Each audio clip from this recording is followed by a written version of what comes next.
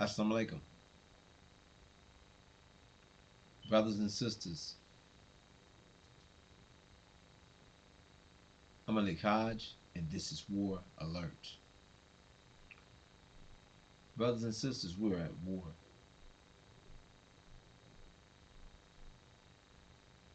This presentation, brothers and sisters, we're going to start off with some documents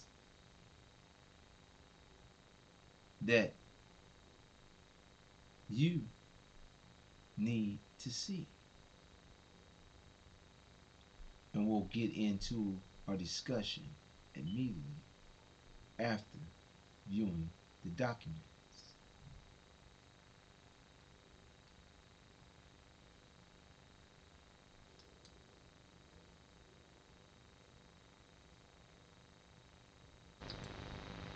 You'll see that the presenter, who is with Ron Paul, is presenting the documents. So I'm going to give him the benefit of the doubt that these are legitimate.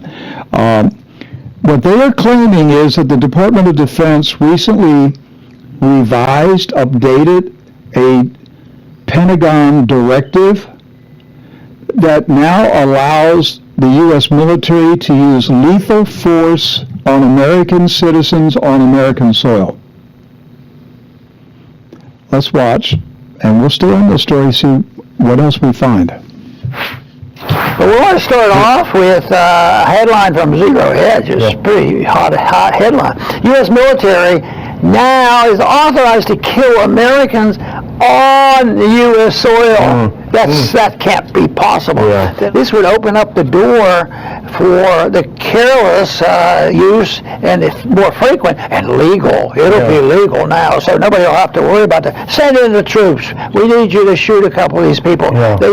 They're opposing our policies. They're demonstrating against COVID rules. There's something they'll come up with. So I think it's very, very dangerous. So here it is. Now, Zero Hedge picked it up from Armageddon Pros, which is a Substack which they often run. It says U.S. military now authorized to kill Americans on U.S. soil. Just ahead, intriguingly, of November elections, and that was my second thought. The military has granted itself permission to unleash lethal force on the civilian population. Again, I thought this has got to be an exaggeration. So I went and looked, and actually go to the next one because this explains what it is. Now, it's not a law. It's a DOD directive. So this is, the administrative state where they take over. They don't pass laws. They are laws unto themselves. Go to the next one if you can, because this is what they're talking about. And I went and I read this secondly, and it talks about a reissued DOD directive that was reissued just on September 27th, 2024. It governs the Department of Defense intelligence activities and now includes provisions authorizing lethal force in certain circumstances, and it supplants the 2016 version, which did not mention that. So I read all of this too, which is someone else's analysis. I said, okay, this sounds even more troubling. I want to go look at the document itself.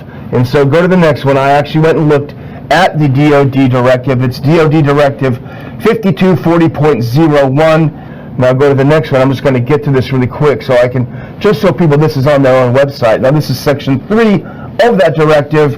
Assistance to law enforcement agencies and other civil authorities. Now go to the next one. Now this is levels of authority. This is Section 3.3. Defense intelligence components may provide personnel to assist a federal department or agency, including a federal law enforcement agency or a state or local law enforcement agency, when lives are in danger in response to such a request for such assistance in accordance with the following approval authorities. Now here are the authorities. I'm sorry to get so far into the woods here, but go to the next one.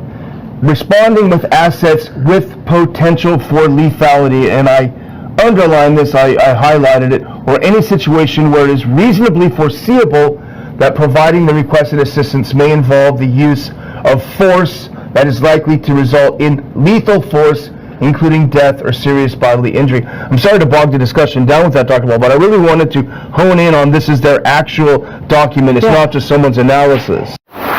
Well, Doc, I think you just said you found the document. Well, I remember our team did here, and that is the actual documents, DoD Directive 5241.01, and everything that on the Ron Paul report that you just saw is right there in that. See, I found the one that was dated 2016. I Right. couldn't find the 2024. Right, this was just end of September, so this is just a few weeks ago. And so this is, so Ron Paul and his team are on top of this, and you get deeper into it and everything. You see the passages in the document that call for lethal force. So, all right, let's go